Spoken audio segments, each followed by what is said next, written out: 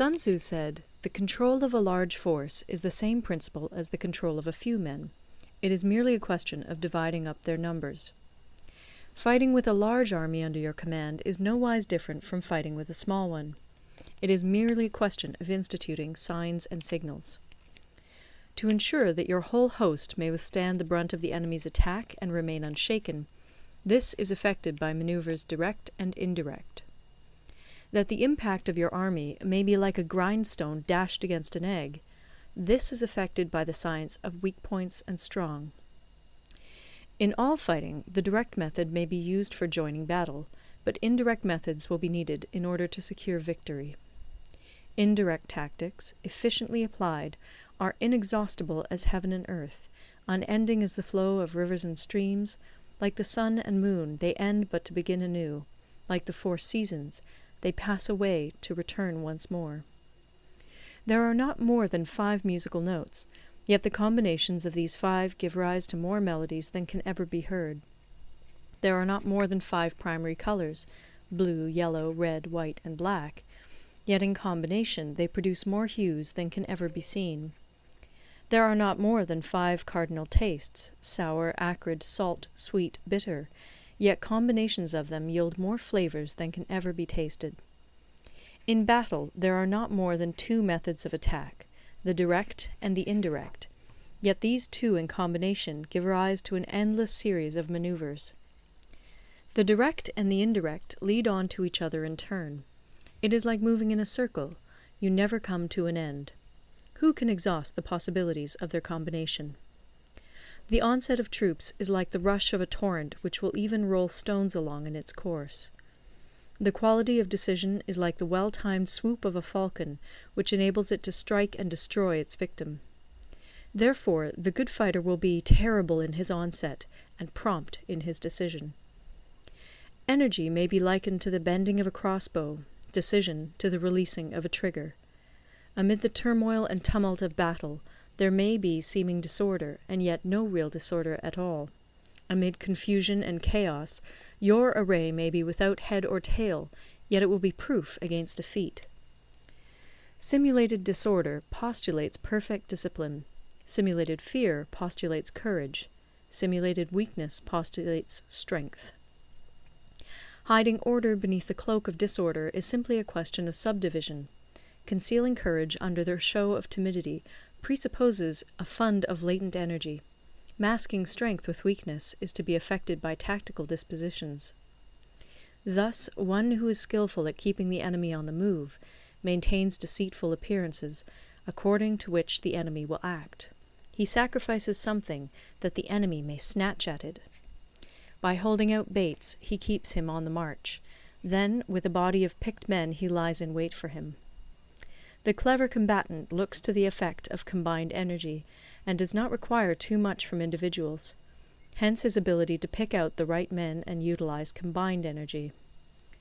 When he utilizes combined energy, his fighting men become as it were like unto rolling logs or stones, for it is the nature of a log or stone to remain motionless on level ground, and to move when on a slope. If four-cornered, to come to a standstill, but if round-shaped, to go rolling down.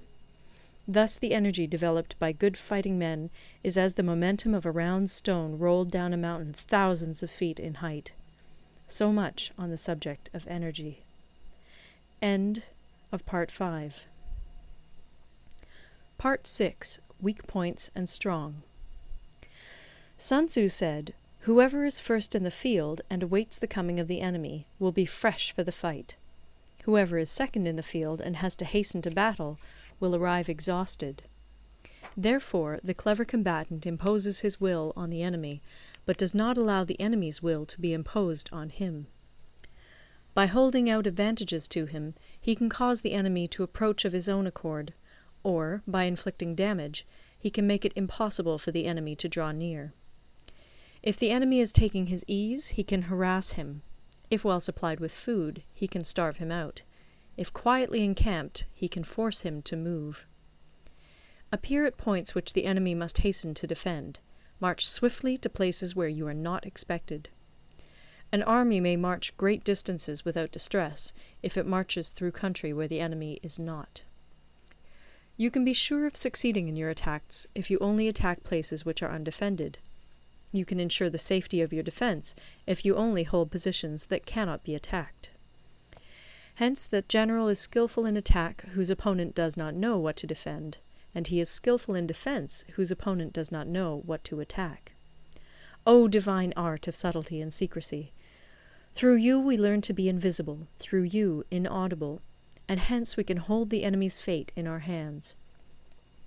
You may advance and be absolutely irresistible if you make for the enemy's weak points. You may retire and be safe from pursuit if your movements are more rapid than those of the enemy. If we wish to fight, the enemy can be forced to an engagement even though he be sheltered behind a high rampart and a deep ditch. All we need do is attack some other place that he will be obliged to relieve. If we do not wish to fight, we can prevent the enemy from engaging us even though the lines of our encampment be merely traced out on the ground. All we need do is throw something odd and unaccountable in his way. By discovering the enemy's dispositions and remaining invisible ourselves, we can keep our forces concentrated while the enemy's must be divided. We can form a single united body while the enemy must split up into fractions. Hence there will be a whole pitted against separate parts of a whole, which means that we shall be many to the enemy's few. And if we are able thus to attack an inferior force with a superior one, our opponents will be in dire straits. The spot where we intend to fight must not be made known, for then the enemy will have to prepare against a possible attack at several different points. And his forces being thus distributed in many directions, the numbers we shall have to face at any given point will be proportionately few. For should the enemy strengthen his van, he will weaken his rear. Should he strengthen his rear, he will weaken his van. Should he strengthen his left, he will weaken his right. Should he strengthen his right, he will weaken his left. If he sends reinforcements everywhere, he will everywhere be weak. Numerical weakness comes from having to prepare against possible attacks. Numerical strength from compelling our adversary to make these preparations against us. Knowing the place and the time of the coming battle, we may concentrate from the greatest distances in order to fight. But if neither time nor place be known, then the left wing will be impotent to succour the right equally impotent to succour the left, the van unable to relieve the rear, or the rear to support the van. How much more so if the furthest proportions of the army are anything under 100 li apart, and even the nearest are separated by several li? Though according to my estimate the soldiers of Yue exceed our own in number, that shall advantage them nothing in the matter of victory. I say then that victory can be achieved. Though the enemy be stronger in numbers, we may prevent him from fighting.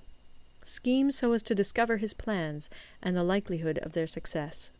Rouse him, and learn the principle of his activity or inactivity. Force him to reveal himself, so as to find out his vulnerable spots. Carefully compare the opposing army with your own, so that you may know where strength is superabundant and where it is deficient. In making tactical dispositions, the highest pitch you can attain is to conceal them. Conceal your dispositions, and you will be safe from the prying of the subtlest spies, from the machinations of the wisest brains. How victory may be produced for them out of the enemy's own tactics, that is what the multitude cannot comprehend. All men can see the tactics whereby I conquer, but what none can see is the strategy out of which victory is evolved. Do not repeat the tactics which have gained you one victory, but let your methods be regulated by the infinite variety of circumstances. Military tactics are like unto water, for water in its natural course runs away from high places and hastens downwards. So in war, the way is to avoid what is strong and to strike at what is weak. Water shapes its course according to the nature of the ground over which it flows. The soldier works out his victory in relation to the foe whom he is facing. Therefore, just as water retains no constant shape, in warfare there are no constant conditions. He who can modify his tactics in relation to his opponent and thereby succeed in winning may be called a heaven-born captain. The 5 elements, water, fire, wood, metal, earth, are not always equally predominant. The 4 seasons make way for each other in turn. There are short days and long. The moon has its periods of waning and waxing.